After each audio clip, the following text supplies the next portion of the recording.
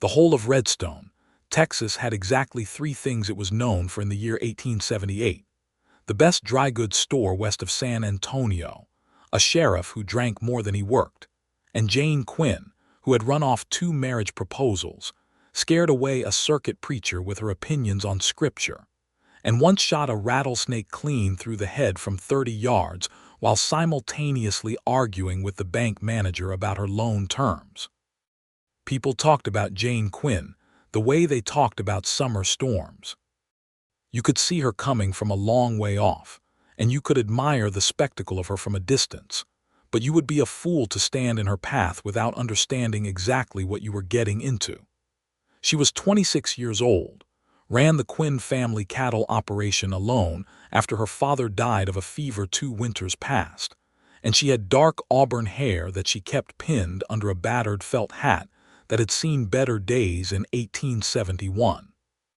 Her eyes were the particular shade of green that reminded people of creek water in August, clear and deep, and not entirely predictable.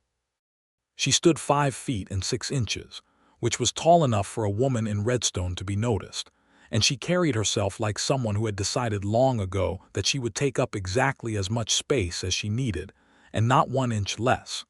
The men of Redstone had tried. Lord knew they had tried.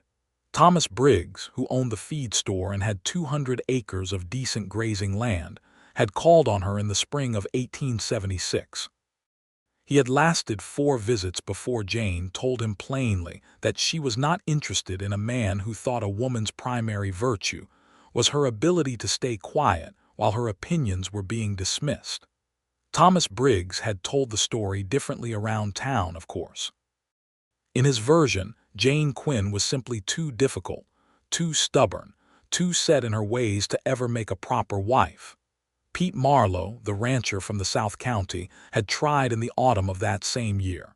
He was handsome enough and he knew it, which was the beginning of his problem where Jane was concerned. He had made the mistake of telling her that she would be prettier if she smiled more. Jane had looked at him for a long moment with those creekwater eyes, and said that she would smile more when she had something worth smiling about. And then she had walked away and never received him again.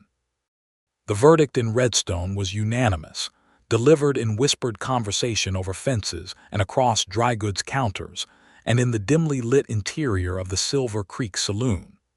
Jane Quinn was simply too fierce to wed too much her own person, too unwilling to soften herself into the shape that a wife was supposed to take. Any man who rode into her life thinking he could tame her was a man who did not understand what he was looking at. The thing that nobody in Redstone fully understood, however, was that Jane was not unfeeling. She was not cold. She was not indifferent to the possibility of love the way a stone is indifferent to rain. She was simply unwilling to pretend to be less than she was for the comfort of men who had never been asked to make themselves smaller in their entire lives. At night, when the ranch house was quiet and the cattle had settled, and the Texas sky spread itself out overhead in that extravagant way it had, Jane would sometimes sit on the porch with a cup of coffee going cool in her hands and feel something she did not have a precise name for. It was not loneliness, exactly. It was more like the awareness of an empty chair at a table that had never had anyone sitting in it, and the faint wondering whether anyone ever would. She did not speak about this to anyone. That was not the kind of woman she was. The letter came on a Thursday in late March of 1878, tucked between a seed catalog and a bill of sale from the Livestock Commission, delivered by young Cody Walsh, who worked at the post office, and who was so surprised to see a letter addressed to Jane Quinn from out of state that he mentioned it to 4 different people before he even got to the Quinn ranch. Jane read it standing at the gate post because she had been on her way to check the south pasture fence, and she did not see the point in walking all the way back to the house just to read a letter. She read it once quickly, then folded it, then opened it again and read it more slowly. It was from a man named Stephen Chandler. He wrote from a town called Millhaven, which was in the northeastern corner of New Mexico Territory, a distance of approximately 400 miles from Redstone as the crow flew, and considerably more than that by road. He explained in handwriting that was careful and even, and suggested a man who thought about what he was going to say before he said it, heard about the Quinn cattle operation through a business acquaintance who had dealings in both territories. He was a rancher himself, 30 years old, with land that had good water and good grass, but was in need of better breeding stock. He had some questions about her cattle, specifically about the quality of her Longhorn bloodlines. Jane almost put the letter away there. She received occasional business correspondence, and this seemed to be one more example of it. But then she read the postscript. He had written it in smaller letters at the bottom of the page, as if he had added it as an afterthought or as if he had decided at the last moment to say something true instead of something merely practical. He wrote, "I should also say, Miss Quinn, that I have heard somewhat more about you than just your cattle operation, from the same acquaintance who is not a man given to flattery or exaggeration. He said you were the most formidable rancher he had encountered in 3 territories, and that the people of your town consider you too fierce to be successfully courted. I am not writing with any such intention at this time, but I will confess that, when I heard that particular description, I found it more interesting than intimidating. I think a woman who has decided to be exactly who she is tends to be more worth knowing than one who has made herself smaller for the convenience of others. That is perhaps an impertinent thing to say to a stranger. I apologize if so." Jane read the postscript 3 times. She folded the letter very carefully and put it in her breast pocket and went to check the south pasture fence, and she thought about it the entire time she was walking, and the entire time she was pulling wire, and the entire time she was walking back, and all through dinner, and while she washed up, and lying in her bed looking at the ceiling while the night wind moved through the cottonwoods outside her window. She wrote back. She wrote a professional letter about the cattle, answering his questions with the precision she brought to all her business dealings, and then she wrote a postscript of her own. She wrote, "You are not impertinent. You are simply direct, which I prefer to the alternative. I would say that the description you received is both accurate and somewhat incomplete. I am indeed considered too fierce for matrimonial purposes in Redstone. What is not often mentioned is the reason for it, which is not that I am incapable of warmth, but that I am unwilling to perform a version of myself that is less honest than the real one. Whether that makes me too fierce or simply appropriately fierce is a question I leave to the philosophers." The letter went out on Friday. His reply came in 18 days, which was faster than she had expected given the distance, which meant he had written back quickly. She noticed this. She filed it away in the same careful mental drawer where she was keeping everything associated with Stephen Chandler. His second letter was longer.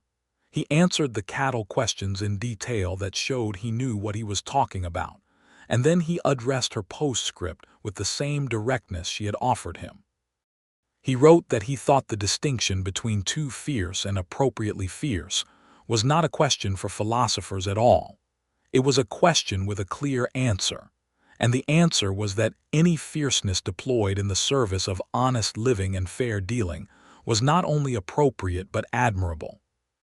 He wrote that he had been in Millhaven for 4 years, having come west from Virginia after the war had taken most of what he had known there, and that he had found the West suited him because it had a certain honesty about it, a way of stripping things down to what they actually were, that he found more truthful than the elaborate social performances he had grown up with. He wrote about his ranch. He wrote about his horses, a subject on which he was clearly passionate in a way that Jane respected.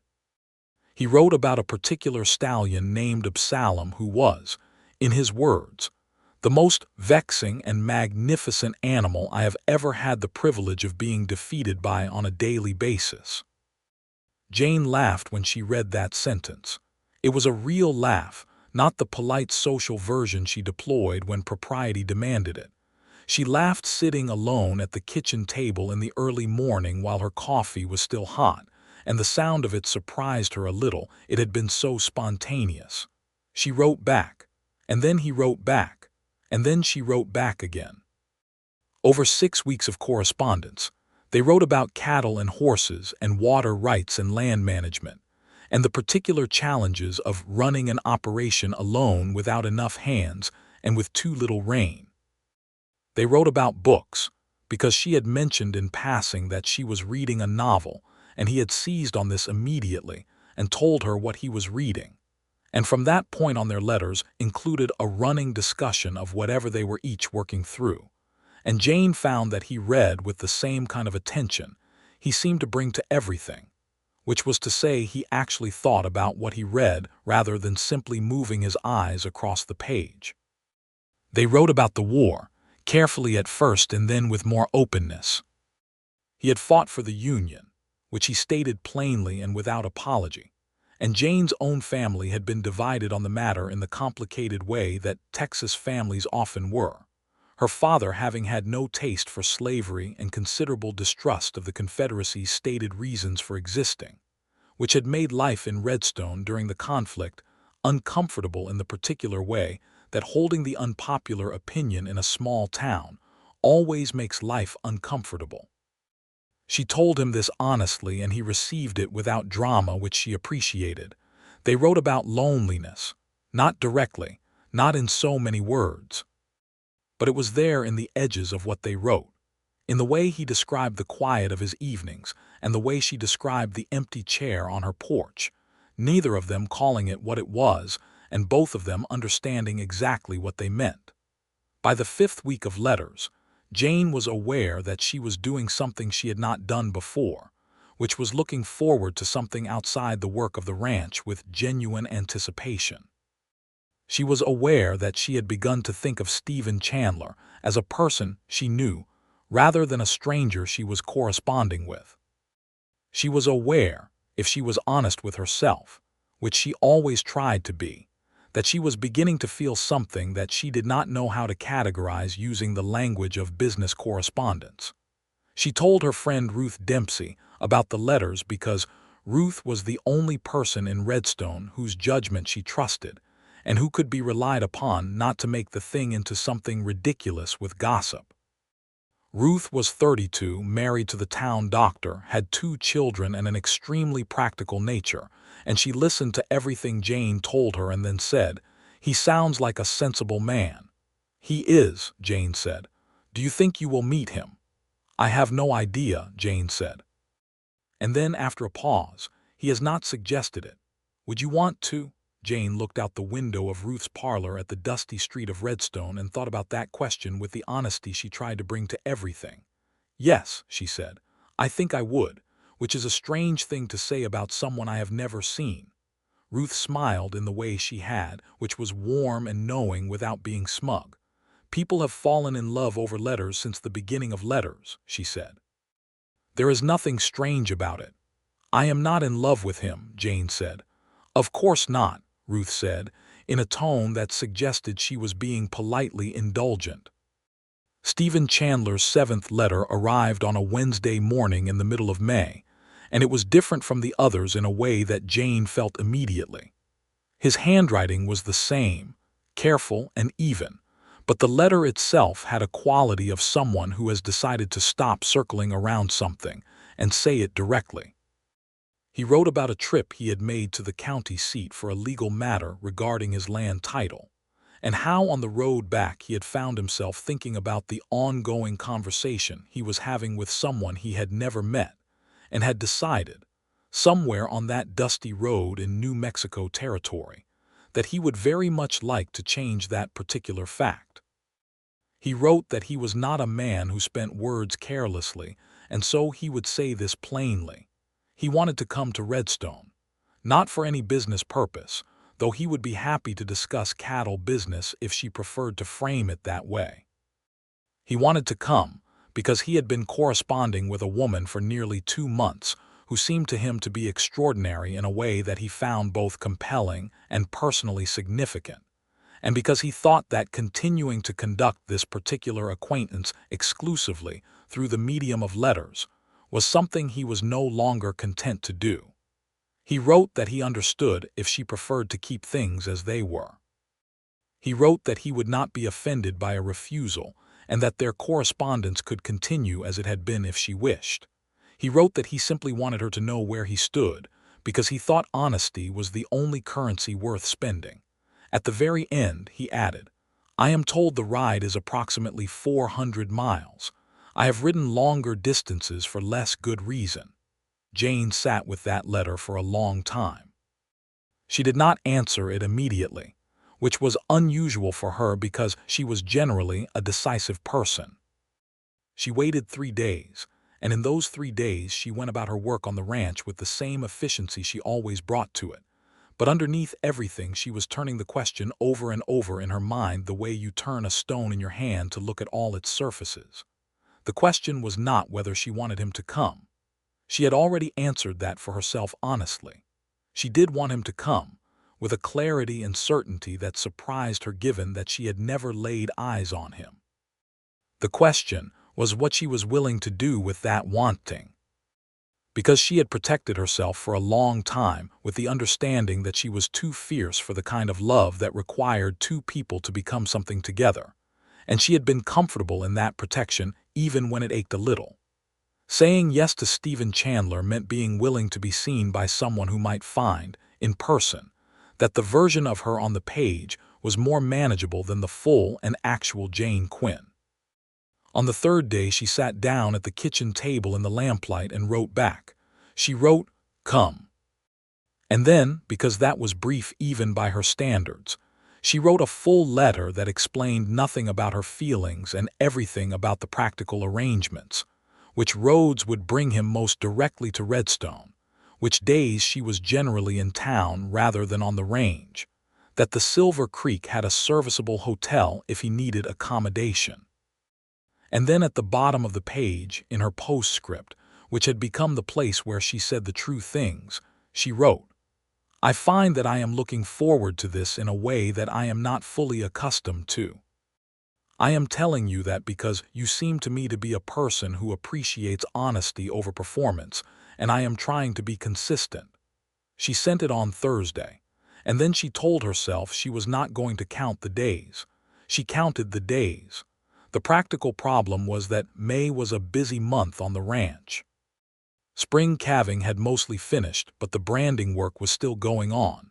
The fence on the north pasture needed significant repair after a particularly brutal series of spring storms had taken out 3 sections.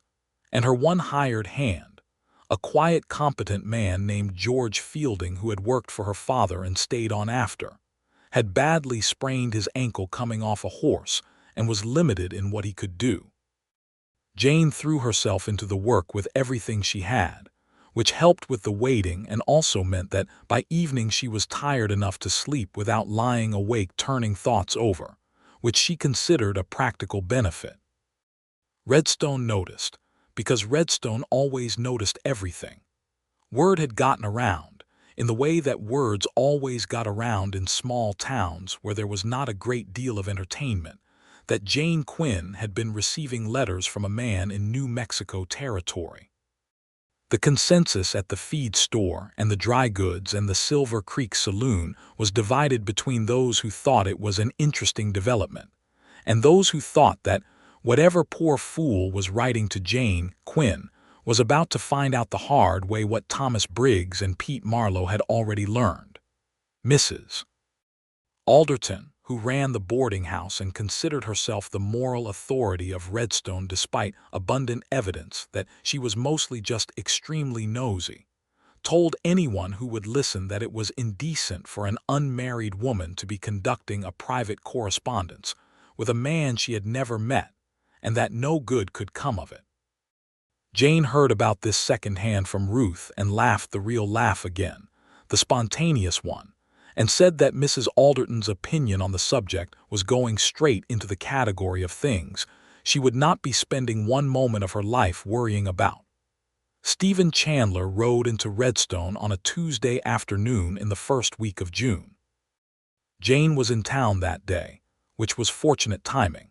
She had come in for supplies and to deal with some business at the bank regarding her spring operating loan, and she was coming out of the dry goods store with her arms full of a wrapped parcel when she saw him ride in. She knew it was him, which was strange since she had never seen him, but she knew it the way you sometimes know things in the West where everything is big and open, and you get accustomed to reading the landscape for information. He rode a big bay gelding that was travel-worn but still carrying itself well, which told her something about how he had managed the animal over 400 miles. He had dark hair that showed a few days of trail dust and a jaw that showed the same number of days without a razor, and he sat in the saddle with the easy uprightness of a man who had spent so many hours on horseback that it had become his natural posture. He was looking around the street in the way a person looks around an unfamiliar town when they are trying to get their bearings, and then his gaze came to the front of the dry goods store and stopped. Jane did not move. She stood there with her parcel under her arm and her battered felt hat shading her eyes, and she looked at Stephen Chandler looking at her, and something passed between them across the dusty distance of Redstone's Main Street that she could not have put into words if she had tried. He swung down from his horse with the fluid efficiency of a practiced rider and tied the bay to the hitching post and walked across the street toward her. He was taller than she had imagined, which was saying something because she had done a certain amount of imagining.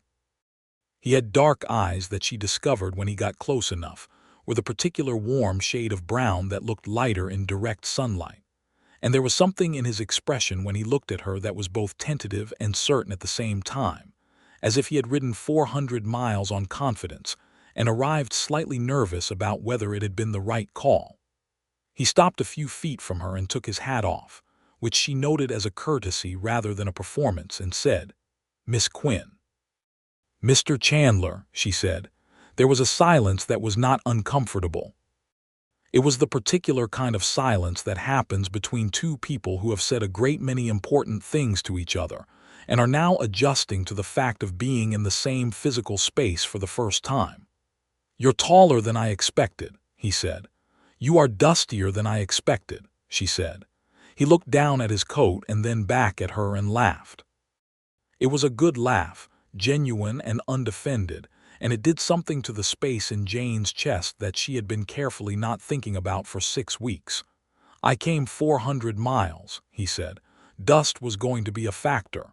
"That is a fair point," she said. "Come to the hotel and get cleaned up. I will meet you at the restaurant on the east end of Main Street in an hour. We can have dinner and talk like two people who have not been conducting their acquaintance exclusively through letters." "I would like that very much," he said. Jane walked back to her wagon and set her parcel in the back and stood for a moment with her hands on the side rail, feeling something she had not felt in a very long time, which was a kind of breathless quality to the ordinary air around her. She breathed in deliberately and breathed out and told herself to be exactly who she always was, because he had ridden 400 miles for exactly who she always was, and it would be a very poor return on his investment to give him anything less. Dinner at Pearl Jennings's restaurant on the east end of Main Street took 3 hours, which was notable because Pearl closed the kitchen after an hour and a half and simply left the coffee pot on the table and stopped expecting them to leave. Stephen Chandler was, in person, everything his letters had suggested, and also something more that letters could not fully convey, which was a quality of entire presence. He listened when she spoke in the way that some people listen, where you can tell that they are actually receiving what you are saying rather than simply waiting for their turn. He asked questions that showed he had thought carefully about what she had just said. He disagreed with her twice during that dinner, plainly and without apology, and both times he had reasonable grounds for disagreement, which she respected enormously because there was nothing she found less attractive than a man who agreed with everything she said in order to be agreeable. He told her about Millhaven and his ranch, which he called the Chandler Creek because there was a small seasonal creek that ran through the east pasture. He told her about coming west after the war, about arriving in New Mexico territory with a depleted bank account, 1 horse, and the kind of stubborn determination that he described without romanticism as simply having no other option. He had built the operation slowly, and it was solid now but not large, about the same size as Quinn Ranch. And he had the same problem she had, which was that quality breeding stock was expensive and scarce in the territory. He asked her about her father, and she told him honestly about the 2 years since the fever, about learning to run the operation without anyone to share the weight of the decisions, about the particular loneliness of being capable without having anyone to be capable alongside. "That is something I understand," he said. He said it quietly, without drama, and she believed him. "Tell me why you wrote the postscript," she said. "The first one, about the fiercer being interesting rather than intimidating." He considered the question with the care he seemed to bring to everything. "Because it was true," he said. "And because I had been told about your ranch by Robert Callum, who is about the least excitable man I have ever met, and he could not talk about the Quinn operation without something catching in his voice that sounded like awe. And then he said, almost as an aside, that the woman who ran it was generally considered unmarriageable due to her temperament. And I thought to myself, what kind of temperament produces awe in Robert Callum? So I was already curious before I wrote a word. And then I thought that if you were reading a letter from a stranger and he was curious about you, you might want to know that, because it seemed like the honest thing to say." Jane looked at him across the table in the lamplight of Pearl Jennings's restaurant and thought that this was the most interesting man she had encountered in quite some time, possibly ever, and that she was in considerable trouble in the very best sense of the word. "Robert Callum is a good judge of cattle," she said. "He is," Stephen agreed. "And apparently of people." Stephen smiled. It changed his whole face, the way smiles do for people who do not deploy them constantly. "Apparently," he said. He was in Redstone for 5 days. Each of those 5 days had a different quality, like different movements of the same piece of music. The first day was dinner and the careful exploration of two people who know each other from letters and are discovering what the person behind the letters actually is. The second day he came to Quinn Ranch because she had business there in the morning, and she invited him to see the operation, and he walked through it with the eye of a rancher who knew what he was looking at and made observations that were intelligent and occasionally surprising. He met George Fielding, who was still favoring his ankle but working, and the two men talked horses for 20 minutes in the way that two people talk about a subject they both love, with intensity and specific detail, and the occasional enthusiastic disagreement. "Your man knows his horses," Stephen said to Jane after George had gone back to work. "He knows everything about this ranch," Jane said. "He has been here longer than I have." She watched Stephen take that in and noted that he did not make anything uncomfortable of it. The fact that she had a working relationship with a man that was built on mutual respect and trust. Some men would have found something to bristle at in that. Stephen simply filed it away as information about how Jane Quinn ran her operation and asked her a question about her water source. On the third day, she took him out to the south pasture to look at the longhorn herd that she was most proud of, the line she had been carefully breeding for 4 years, selecting for the combination of hardiness and conformation that she thought gave the best results on the drives. He looked at her cattle with an expression of genuine professional admiration and said that he understood now why Robert Callum's voice had caught, and Jane felt a pride in her work so complete that it briefly overwhelmed everything else she was feeling about Stephen Chandler, which was already considerable. They rode back in the late afternoon with the Texas sun going gold and long behind them, and it was the most natural thing in the world to ride alongside someone and not need to fill every silence. Jane had not ridden beside anyone like that in 2 years.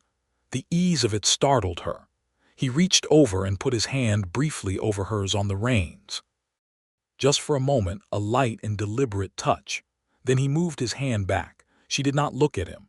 She kept her eyes on the trail and felt the warmth of that contact spread through her in a way that had nothing to do with the Texas afternoon sun. "I think," she said after a moment, "that I may need to revise my position on certain things." "What kind of things?" he asked. The kind of things that a person tells themselves when they are being cautious, she said, about what is possible. He was quiet for a moment, then he said, I think I know what you mean. I imagine you do, she said. On the fourth day, they walked through town together, and Jane was aware, in the very particular way that you are aware of being watched in a small town, that the entirety of Redstone's opinion-forming population was taking note. She saw Mrs. Alderton watching from the boarding house window with an expression that was either disapproval or intense interest, which in Mrs. Alderton's face were nearly identical. She saw Thomas Briggs come out of the feed store, take one look at Stephen Chandler walking beside Jane Quinn, and go back inside without saying a word. She saw Ruth Dempsey outside the doctor's office, who caught Jane's eye across the street and smiled with such warmth and satisfaction that Jane had to look away to keep from grinning herself. She introduced Stephen to a few people she respected. He met Pearl Jennings, who immediately liked him because he said her coffee was the best he had encountered in 400 miles, which was both gallant and probably true. He met Cody Walsh at the post office, who had the grace not to mention that he had been the one to deliver all the letters and had told 4 people about them. He met Sheriff Hank Teller, who was sober that morning for a change, and who shook Stephen's hand and assessed him with the instinctive measurement that all Western lawmen applied to strangers, and apparently found him satisfactory. That evening, they sat on the porch of Pearl's restaurant after dinner, because the night was warm and neither of them wanted to end the conversation. The town had quieted around them. Somewhere down the street, someone was playing a fiddle with more enthusiasm than skill. The sky was enormous and full of stars in the way the Texas sky was full of stars, almost aggressively abundant. I have to go back day after tomorrow, Stephen said. I know, Jane said. I have been thinking about what happens after that. So have I. He turned to look at her with those warm, dark eyes that she had been learning the expressions of over 4 days and said, I would like to keep visiting, and I would like you to visit Millhaven when you can manage it, if that is something you would want. I would want that, she said. And I would like, he said, and paused in the way he paused when he was choosing his words with particular care, to eventually say something more specific about what this is, what we are. But I think that conversation should wait until we have had more time, because I want to say it when I am certain and I want you to receive it when you are certain. And I am aware that certain is a big word to use about someone you have known for 4 days in person. Even if you feel like you have known them considerably longer than that, Jane said. Yes, he said. Even then. They sat in the warm night and the fiddle played on down the street, imperfect and persistent, and Jane thought that she had been sitting on her porch at Quinn Ranch for 2 years with an empty chair beside her, and she had not known, until the last 4 days, exactly what that chair had been waiting for. She said none of this. She said, the roads from Millhaven to Redstone are passable most of the year. They are, he said, summer and fall especially. Yes, he said, so visiting would be practical. Very practical, he agreed with the slight warmth in his voice that she was beginning to understand was how he sounded when he was both serious and amused at the same time. Good, she said. That settles it then. He left on a Thursday morning with the bay gelding rested, and the trail dust from his arrival finally beaten out of his coat. Jane walked down to the livery with him, because she had not decided to be coy about things at this late stage of the proceedings. He packed his saddlebags with the efficient movements of a man accustomed to travel and checked the gelding's shoes the way a careful horseman always does before a long ride. He turned around and she was standing there in her battered felt hat with her arms not quite crossed, in the posture she had when she was being both open and guarded at the same time, which was a complicated posture to hold, but she managed it. Thank you for coming, she said.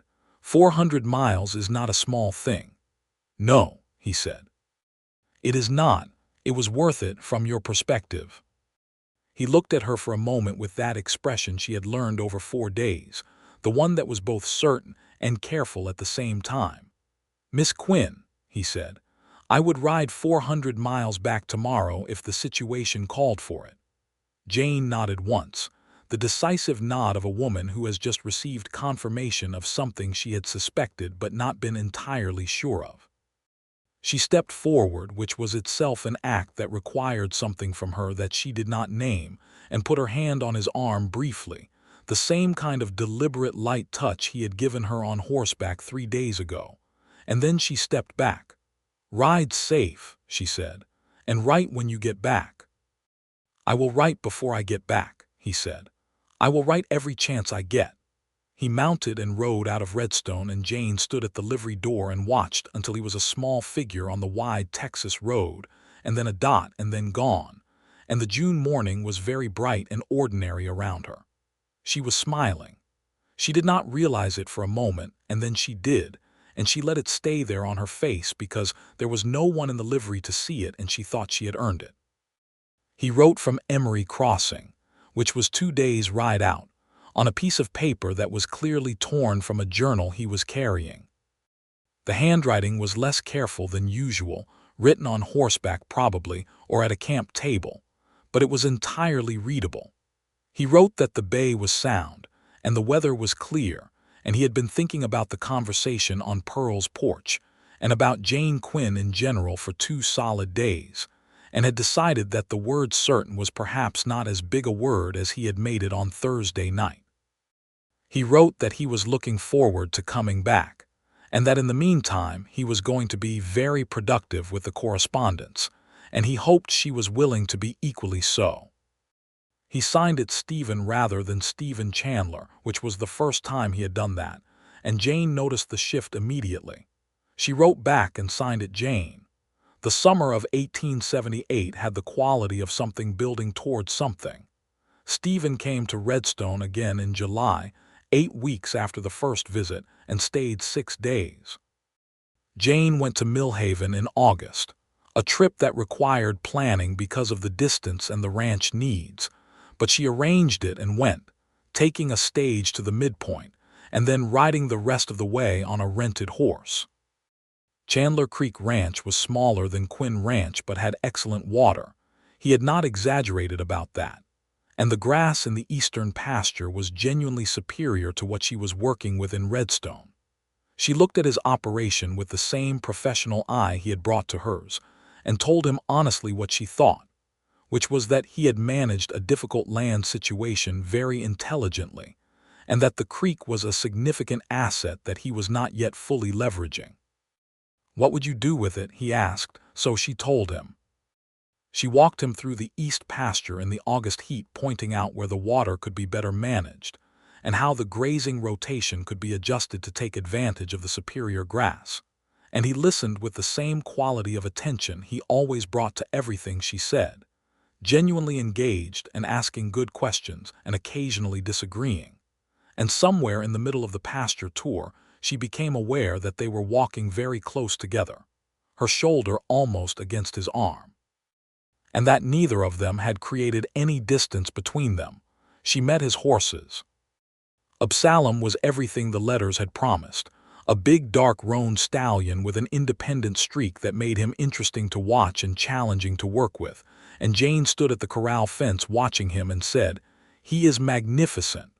"He is also a menace," Stephen said, standing beside her at the fence, close beside her. "The two things are not incompatible," Jane said. He turned to look at her then, and she looked back at him, and the thing that had been building all summer between them was right there in that moment, fully present and impossible to be indirect about. "No," Stephen said, "they are very much not incompatible." He was speaking about Absalom. He was not speaking about Absalom. Jane held his gaze for a long moment and then looked back at the horse, her heart doing something that she was not going to document out loud. "I think I would like to ride him," she said about the horse, meaning something else entirely. Stephen made a sound that was a mostly suppressed laugh. "He will not make it easy," he said. "I never expect anything worth doing to be easy," she said. He put his arm around her shoulders, which was an entirely natural thing that happened as if they had been doing it for years, and she leaned into it for a moment just briefly, before they both stepped back from the fence and went back to being two ranchers discussing a horse. But it was there. Everything was there between them, building and solid and real. That evening she was sitting on the porch of the Chandler Creek Ranch house, which was a good solid structure built with the same practical intelligence Stephen brought to everything.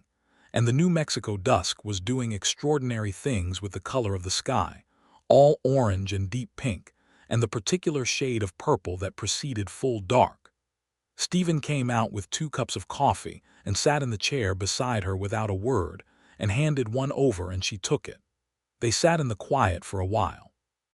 Then Stephen said, "Jane, not Miss Quinn, Jane with a particular weight to it." "Yes," she said, looking at the sky. "I want to say the thing I said I would say when I was certain." Her heartbeat changed. She kept her voice even. "All right," she said. "I am in love with you," he said. "I have been for some time. I think it started in the letters and it has been getting considerably stronger every time I am in the same room with you. And I wanted to say it plainly because that is how I do things, and also because I believe you deserve to know where you stand with me. You do not have to say anything back. I am telling you because it is true and because I think honesty is the only currency worth spending." He was quoting himself. She had memorized that phrase from his very first letter. Jane turned to look at him in the dusk light, and he was watching her with that expression that was both certain and careful, and she felt the last careful protection she had been keeping around herself simply dissolve, the way something dissolves when it encounters the thing that was always going to dissolve it. "I am in love with you too," she said. "I have been trying to be methodical about it, which is clearly not how this particular thing works." He laughed, the real genuine laugh that had become one of her favorite sounds in the world, and put his hand over hers on the arm of the chair, and this time he left it there. They sat like that while the New Mexico sky went through all its colors and settled into dark and the stars appeared. And the night was warm, and the coffee was good, and neither of them spoke for a long time because they had been exchanging words since March, and they both understood that some things are beyond letters. The question of what happened next was one that they both understood needed to be answered, but that was going to require some careful thought, because the practical reality was that there were 400 miles between them and 2 ranch operations that each needed a full-time caretaker, and neither of them was the kind of person who made large decisions rashly.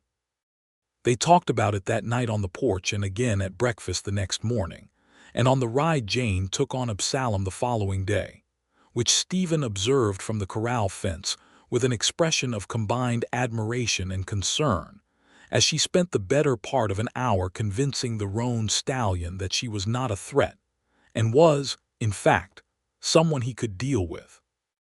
By the end of the session, Absalom was moving with her instead of against her, not entirely willingly but genuinely, and Stephen came into the corral and put his hand on the horse's neck and looked at Jane in the saddle and said, "You are remarkable." "He just needed to understand that I was not going to pretend to be less than I am," Jane said, which was something she had said before in a different context, and they both knew it. The practical conversation continued. There were real obstacles. Quinn Ranch was Jane's inheritance, her father's work and hers, and she was not willing to simply abandon it. Chandler Creek was Stephen's 4 years of building from almost nothing and represented everything he had made in the West. Merging 2 operations across 400 miles was not straightforward in 1878 when the distances were real distances. "The land market in Redstone is what it is," Jane said one morning. "There is good land to be had there if someone were willing to build a second operation while keeping Quinn Ranch going." Stephen was quiet. "You mean if I came to Redstone?" "I am not saying that is what should happen," she said carefully. "I am saying it is one option. What are the others?" "I could come here," she said. "Redstone has been my home my whole life, but I am not so attached to a place that I would let it stand between me and something important if it came to that." "Or we could find a middle arrangement," Stephen said. "Land somewhere between the two and sell both and start fresh." "That is the most expensive option," Jane said. "Yes," he said. They looked at each other across the kitchen table of Chandler Creek. "What do you want?" Jane asked him directly because that was how she did things. "I want you," he said, equally directly. "The geography is secondary, but I think you love Quinn Ranch, and I think asking you to leave it is asking something significant." "It is," she said, "and I think you love this land and this water and that horse you cannot successfully manage. Absalom does not count. He is a professional liability." "He is also the thing you talk about most lovingly," she said. Stephen was quiet. "Here is what I think," Jane said. "I think we should get married." She said it the way she said business proposals, directly and without decoration, but there was color in her face that had nothing to do with the August heat. "I think we should get married and then solve the geography together, because solving it before settling the more important question is putting the horse before the cart." Stephen stared at her for a moment. "You are proposing to me," he said. "I am proposing a logical course of action," she said, "which involves marriage, yes." "Jane Quinn," he said slowly. "The woman Redstone said was too fierce to wed. Redstone's opinion on my marriageability has been noted and filed where it belongs," she said. "Are you going to answer, or are you going to repeat the question back to me?" He reached across the kitchen table and took both her hands in his and said, "Yes," without the slightest hesitation. "Yes." They were married in October of 1878 in Redstone, which Jane had chosen because it was her home, and because she had a stubborn desire to be married in the town that had declared her unmarriageable, which gave the whole occasion a slight quality of triumphant demonstration that she privately enjoyed. The ceremony was performed by a circuit preacher, who was not the same one Jane had previously argued with about Scripture, that one having moved on to a different circuit, apparently having decided Redstone was more trouble than it was worth. Ruth Dempsey stood up with Jane, and George Fielding, his ankle long since healed, stood up with Stephen, which seemed right because both of them had been present for the story in their different ways. The church was full because the entirety of Redstone turned out when something significant happened, regardless of their prior opinions on the matter, and Jane stood at the front of it in a dress she had made by the seamstress in San Antonio, which was a deep blue rather than white because Jane had decided she was not going to wear white for any reason related to symbolism, when she looked considerably better in blue. And looked at Stephen Chandler at the front of that church, and thought that she had spent 2 years sitting on her porch with an empty chair, and 400 miles away someone had been building up to riding across those 400 miles to fill it. The vows were the traditional ones, and they said them in full. When the preacher asked if Jane would take this man, she said, "I will," with such clear and unambiguous certainty that there was a small ripple through the church that was either surprise or approval, probably both. Stephen said his vows looking directly at her the entire time, without once dropping his eyes, with the same quality of complete attention he brought to everything. When it was done, and they were walking out of the church into the October sunshine of Redstone, and the town was around them with its various expressions ranging from genuine warmth to politely concealed astonishment, Jane leaned very slightly against Stephen's arm, and he pressed his arm against her hand in return, and the small contact between them was so natural and complete that it felt like something that had always existed and had simply been waiting to be discovered. Mrs. Alderton, standing on the church steps, said, "Well," in a tone that contained an entire paragraph of revision of prior judgments. Ruth Dempsey, standing on the other side, looked at Jane with those warm, satisfied eyes, and Jane mouthed 2 words at her, and Ruth laughed out loud. The words were "you knew." Ruth had, of course, known. The geography question was solved in the following months with the practical intelligence that both of them brought to problems. Stephen sold Chandler Creek Ranch in December to a man from Colorado who had been looking for land with water, and the sale price was good enough to give them real options. He brought Absalom with him when he came, because the horse was non-negotiable, and also 2 other horses that were excellent working animals, and the logistics of moving a man and his horses 400 miles in the winter was an adventure that Stephen described in a long letter to the previous owner of Chandler Creek as instructional. He arrived at Quinn Ranch in January of 1879, and it became Chandler Ranch, though Jane continued to refer to the cattle operation as the Quinn herd because those were her bloodlines, and she had earned the right to call them what she wanted. Stephen had no objection to this. He had no objections to most things about how Jane ran the operation because her way of running things was, as he acknowledged freely, excellent. They had disagreements about the ranch, real ones, with stakes. Stephen had strong opinions about grazing rotation that sometimes conflicted with Jane's. Jane had opinions about horse management that Stephen felt trespassed on his particular expertise. They had these disagreements out loud and directly, which was the only way either of them knew how to have a disagreement, and they resolved them sometimes by one of them convincing the other, and sometimes by compromise, and occasionally by agreeing to try one approach and revisiting the question after. The ranch was better for it because two intelligent people working together are almost always better than one intelligent person working alone, even when the two intelligent people are occasionally infuriating to each other. George Fielding, who had stayed on, observed this dynamic with the quiet approval of a man who had watched Jane Quinn run the operation alone for 2 years and understood exactly what she had been doing without a partner. In the spring of 1879, Jane found that she was expecting their first child, which she told Stephen one evening in the kitchen with the same directness she brought to everything. He sat down at the kitchen table as if his knees had decided to take a moment, and then he looked up at her with an expression she had not seen before on his face, which was a kind of overwhelmed and complete joy that bypassed all his natural care and thoughtfulness and just existed on its surface. He said, "Are you well?" "I am perfectly well," she said. "I intend to keep working." "Of course you do," he said, and crossed the kitchen and put his arms around her, which was the kind of embrace that was not about romance in that particular moment, but about something older and larger than romance. Their son was born in November of 1879, in the ranch house in Redstone with Ruth's husband Dr. Dempsey in attendance.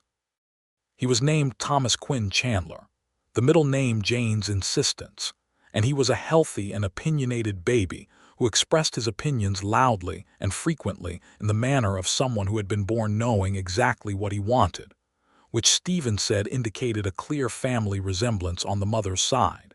And Jane said, if it indicated a family resemblance on the mother's side, then it also indicated a child who would grow up to have impeccable judgment.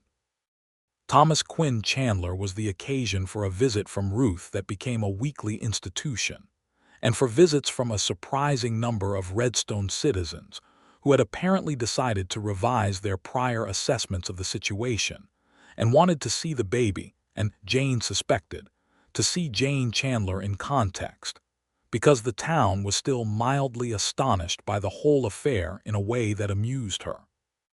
What the town saw was Jane Chandler, who was exactly Jane Quinn, the same creek-water eyes and the same battered felt hat and the same directness of speech, but who carried herself with something additional that people who had known her for years could not quite name.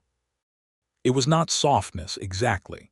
Jane was not softer than she had been, but she was more fully present, as if the part of herself that had been carefully reserved and held back had been released and was now fully available, and the effect was something like watching a fire that had been burning at half its natural strength suddenly allowed to burn at full. The ranch flourished. By 1880, they had expanded the herd significantly, using the combination of Jane's established Longhorn bloodlines and the additional capital from the Chandler Creek sale. And Stephen had proven himself to be a genuinely excellent stockman, with a particular gift for reading the land and managing water through dry seasons, which was exactly the skill that Redstone's dry country most needed. They hired 2 additional hands, and the operation ran with the smooth, demanding efficiency that Jane had always wanted, and had been limited in achieving alone. George Fielding, who was the institutional memory of the ranch, said on one occasion to young Cody Walsh, who had become one of the new hands after deciding the post office was less interesting than ranching, that he had worked for old man Quinn, and he had worked for Jane Quinn, and he was now working for the Chandlers. And the Chandler operation was the best-run outfit he had encountered in 30 years in Texas.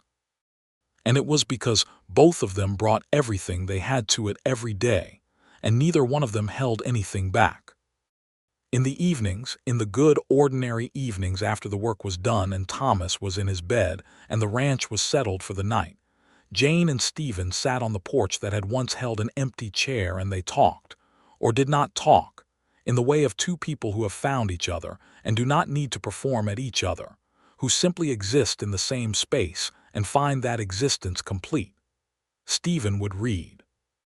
Jane would often be working through accounts or thinking through ranch problems, and sometimes he would look up from his book and tell her something he had just read, and she would put her pen down and they would talk about it for however long it took, and then return to what they had been doing. It was an entirely simple thing, and also the most satisfying of Jane's daily life. He still read with that same intense, thoughtful attention that she had first known from his letters, and he still thought carefully before he spoke, and he still laughed the real laugh that she had decided in June of 1878 was the best sound she had ever heard, and he was still capable of disagreeing with her on grounds that required her to sharpen her own thinking to respond to, which she valued highly, because she had no patience for agreement that was simply accommodation. She loved him with a completeness that she had not been able to imagine in 1876 or 1877, when she was sitting on the porch alone. She loved him with the part of herself that was fierce, and the part that was careful, and the part that had been waiting for an empty chair to be filled, and also the part of herself that had not known it was waiting for anything at all. He loved her in the particular way of someone who had ridden 400 miles on the understanding that the fiercer something is, the more worth pursuing it might be, and who had been entirely right about that. In the fall of 1880, they rode together to the State Fair in San Antonio to show 3 of the Quinn line cattle, which placed well and attracted the attention of 2 serious buyers. And they stayed in a hotel in San Antonio for 3 nights, which was the longest either of them had been off the ranch at the same time since the wedding. They ate dinner in a restaurant that was considerably fancier than Pearl Jennings's establishment in Redstone, and Stephen wore his good coat, and Jane wore the blue dress she had been married in, and they sat across a white-clothed table and looked at each other in the candlelight, and were, for a moment, just 2 people in love in a city at night. "Do you ever think," Stephen said, "over the kind of excellent coffee that San Antonio could produce and Redstone generally could not, about where we would be if Robert Callum had not mentioned you?" "I think about it sometimes," Jane said. "I do not think I would have met anyone else. I think I would have gone on exactly as I was." "Happy enough," he said, understanding exactly what she meant. "Happy enough," she agreed. "But not this." "Not this," he confirmed. He reached across the tablecloth and she put her hand in his, and they sat in the San Antonio restaurant in the candlelight with the noise of the city around them and the cattle deals done and the ranch waiting at home and their son with George Fielding and Ruth looking in, and everything was settled and complete and real. "I want to say something," Stephen said. "Say it," Jane said. "I want to say that I knew, when I wrote that first letter, that there was something unusual in the situation. Robert had described you, and I had sat with that description, and thought that the kind of woman people call too fierce is usually the most interesting kind of woman, and I knew I wanted to know you.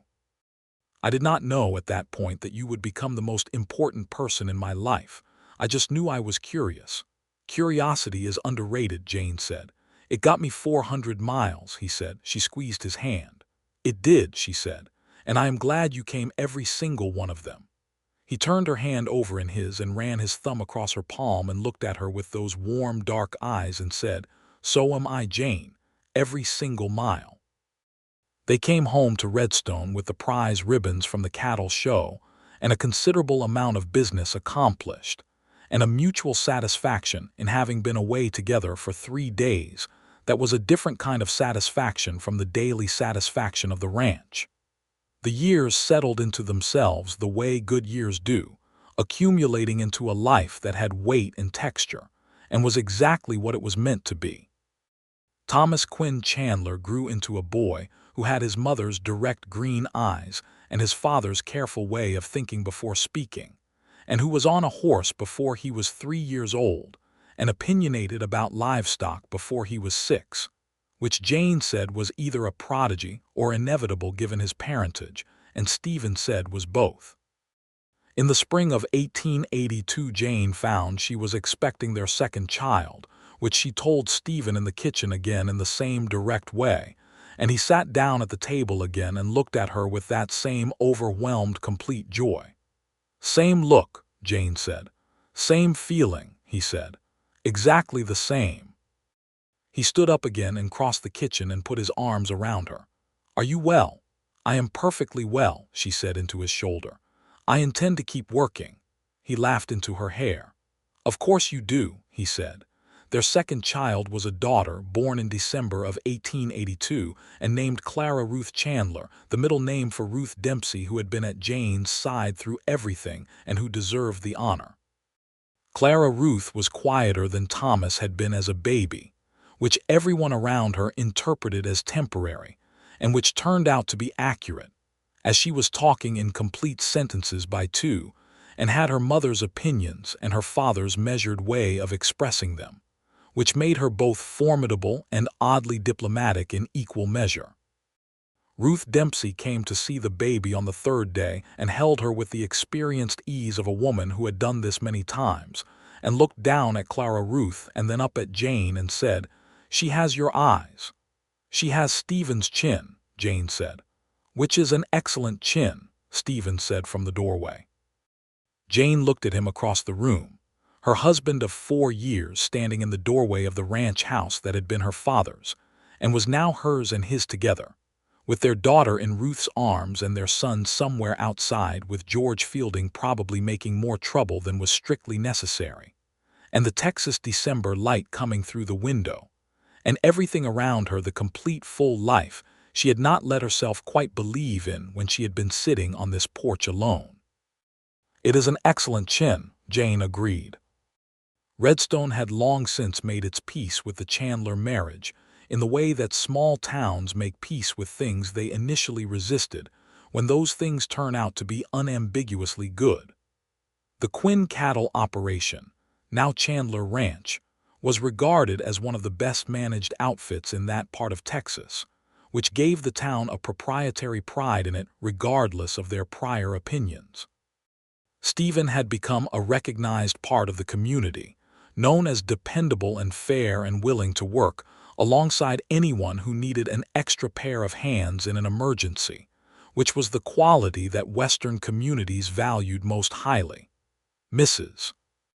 Alderton had revised her position so completely that she had apparently convinced herself she had always been in favor of the match, a feat of personal revisionism that Jane privately found impressive. Thomas Briggs from the feed store was civil to Jane and Stephen in the way of a man who has moved past something and simply wants everyone to acknowledge that he has moved past it. Jane was civil in return because she was not a person who held grudges about things that had been resolved by time and circumstance.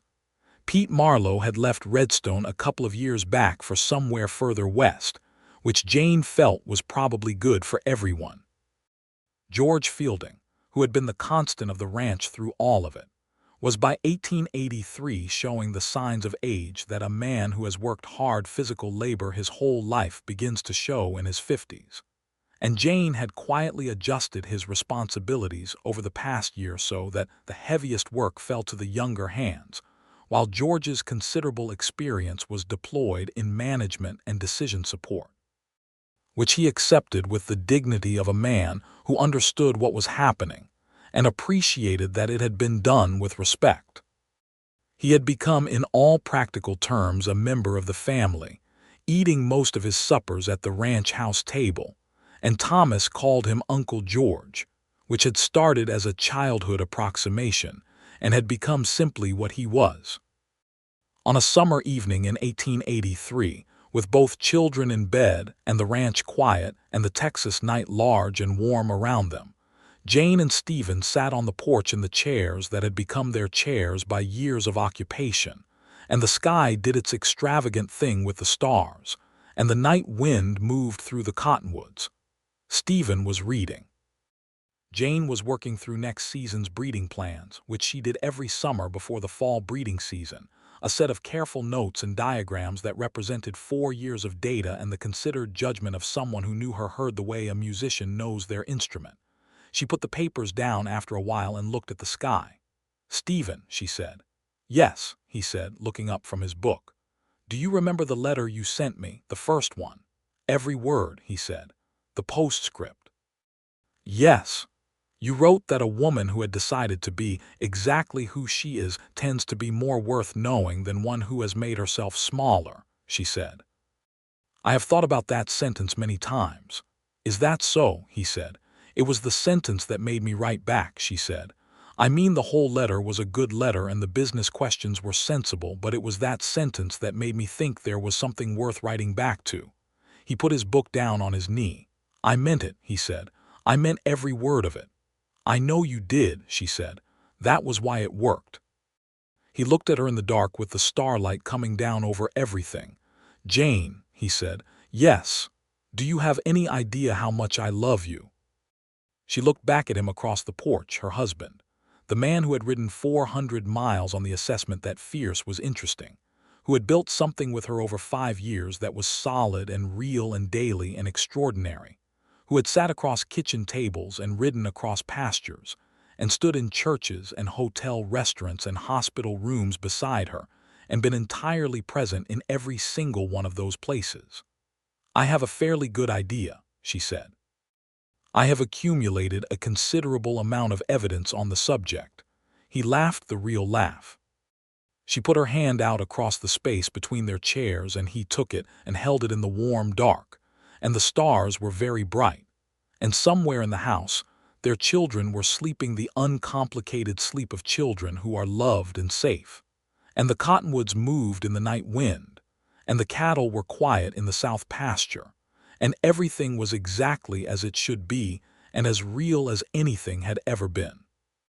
The story of Jane Quinn and Stephen Chandler was told in Redstone for a long time afterward, because it was the kind of story that small towns keep. They told it in the dry goods store and the feed store and at Pearl Jennings's restaurant table, how the man had ridden 400 miles for a woman that everyone said was too fierce to wed. They told it to newcomers and to the children of the people who had been there. And in the telling it became something slightly larger than it was, the way stories always become slightly larger than they were. But the actual truth of it was, if anything, better than the legend.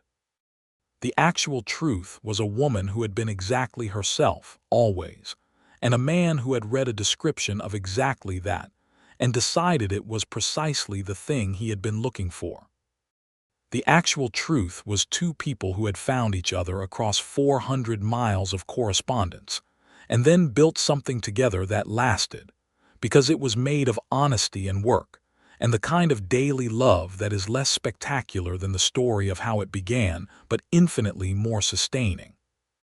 Thomas Quinn Chandler grew up to be a rancher, as everyone who had ever watched him as a child could have predicted, and he eventually took over the management of the Quinn herd with his mother's thoroughness and his father's patience, which proved to be the ideal combination for the work. Clara Ruth Chandler grew up to be a teacher, which surprised nobody who had watched her talk in complete sentences at 2 and form opinions at 3, and she taught school in Redstone for many years and was regarded as the most rigorous and fair teacher the town had ever had, which was a description she accepted with the same measured satisfaction her father had always accepted compliments on his work. George Fielding lived to be 73 and died peacefully in the winter of 1891, in the room at the ranch house that had been his room for more than a decade, with Jane and Stephen and both the children present, and he was buried on the Quinn land, which was what he had asked for, and which seemed entirely right to everyone who knew him. Ruth Dempsey and her husband were friends and neighbors for the rest of their lives, and the friendship between Ruth and Jane was one of the constants of both their lives, the kind of friendship between women that sustains and supports and does not require performance. And Jane and Stephen Chandler grew old together on the Chandler Ranch in Redstone, Texas, in the years of the 1880s and into the 1890s, in the way that people grow old when they have built something real. They grew old arguing about grazing rotation and reading to each other in the evenings, and riding out together across the pastures, and sitting on the porch in the summer dark with the stars overhead, and the hands familiar in the dark between their chairs. Jane kept the battered felt hat until it was genuinely beyond repair, and then she got a new one that was eventually equally battered. She never became less direct, less fierce, less entirely herself, and she had long since understood that none of these things had ever needed to change. They were not obstacles to love. They were, as it turned out, the specific things that had drawn love to her across 400 miles of Texas prairie and New Mexico Territory road. Stephen kept Absalom until the roan stallion died at 22, which was a good long life for a horse of that temperament, and he said at the end of it that the animal had been a professional liability and also the finest horse he had ever known, which Jane said was the most Stephen Chandler sentence he had ever spoken, and which he accepted as accurate. In the evenings of the later years, when the children were grown, and the ranch ran with the smooth competence of a well-established operation, Jane and Stephen sat on the porch in the Texas dark and looked at the stars and were very simply and completely content, which is not a spectacular word, but is a very good thing to be, the kind of good that builds on itself slowly over years until it becomes the bedrock of a life.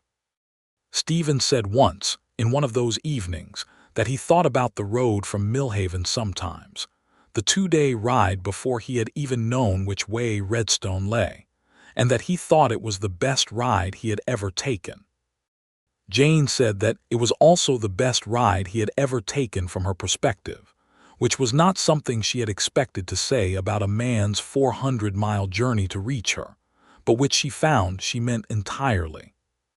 He looked at her and she looked at him in the dark, and after 20 years together the looking still had the quality of something genuine, still the creekwater eyes and the warm dark ones finding each other across whatever space lay between them, and confirming what they had always confirmed, which was that the thing between them was real and particular and not at all diminished by time, but rather made deeper by it. The way a river gets deeper and more powerful as it moves further from its source and gathers more into itself along the way. The stars came out over Redstone as they always did, extravagant and indifferent to the people below them, and the cottonwoods moved in the night wind, and two people who had found each other across 400 miles and all the years since sat on their porch and held hands in the dark and were home.